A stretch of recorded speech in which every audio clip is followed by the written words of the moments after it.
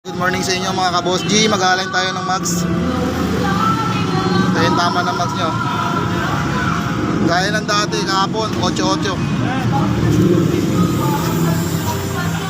Ito mapalanggan niya na medya sa 8-8.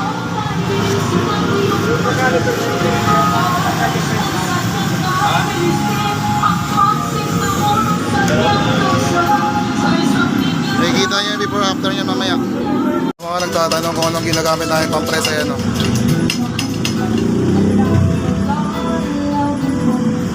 Yan po yung ginagamit namin pang-press sa mga mags na 8, bengkong.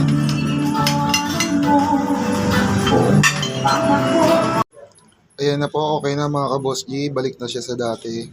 Wala na yung 8 niya. Alignment na po yan.